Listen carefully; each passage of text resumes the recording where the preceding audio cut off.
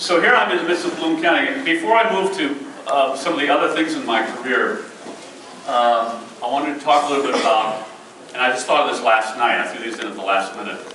I often show some of your favorite strips, the strips that were very successful or worked out well. There have been strips and themes that always didn't work. And I thought about it and tried to come to conclusions to what was common among those things. And I think I've come to conclusions. Maybe you had some other conclusions, but I thought I'd list them for you. That over the 25 years I've been doing this, there were always some themes that I would hit that I thought was funny that no one else really seemed to think was funny. And after a while you can sense this stuff. One was overweight. Classic, nothing particularly new, earth-shattering with this stuff, but thundering, deafening silence after each of these strips that I did. Anything to do with weight issues. The other is cosmetic surgery. Cosmetic surgery was never funny to people, and I always thought it was hilarious. The notion of stuffing your body full of artificial materials, or whatever we do, is in the abstract a very funny notion. It was always greeted with dead silence. No one ever requested a reprint. Papers were happy to cut it. The last topic is big medicine. Now that happens to be a little bugaboo of mine. And although you try to be careful about working in the things you're really passionate about in, because they don't tend to be the funniest when you do that. So I thought there must be a way to bring in big medicine, the medical industrial complex issues, which is just now being talked about in the strip. It never worked.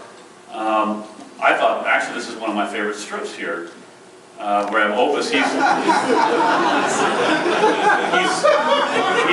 he's looking for something, anything in his life to improve his life. So he's at the doctor saying, I've been watching all the commercials on the CBS Evening News, and I want some of that stuff that's going to make my life so happy.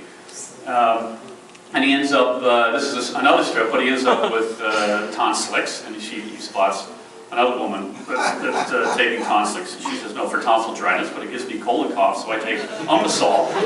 And he says, well, Umpasol gives me bobbity bowel, so I take Valmax for that. And she says, careful, that can give you fidgety phlegm, take Flemax.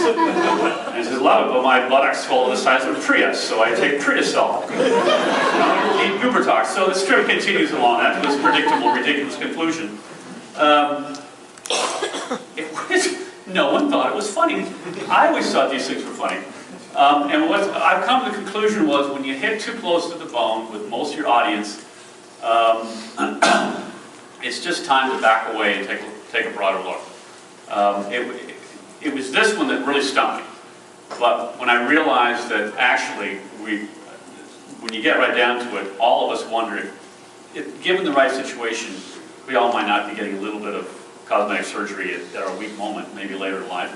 And we'll all, as much as we mock the medical industrial complex and we get scared enough, we go running to them. So I was making fun of something that even, I think in the subtext of everyone's minds, they really didn't want to make fun of it. It was making them nervous, because they were too close. This is the last one. Oh. Yes, this will shoot sparks. Forgot the punchline.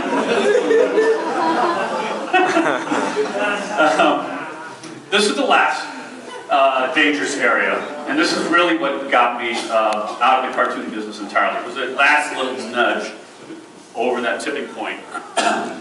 And this is the pretty much the last few months of the Opus strips, which I ran for 5 years in Sunday pages for the last 6 years. And I had a character that became Muslim, got converted, and I didn't get any political issues with the Islamic thing. I just had her show up in Muslim garb.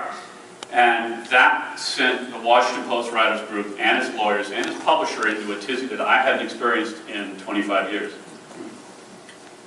And I thought that I saw it coming and approached it with probably more sensitivity than I'm known for.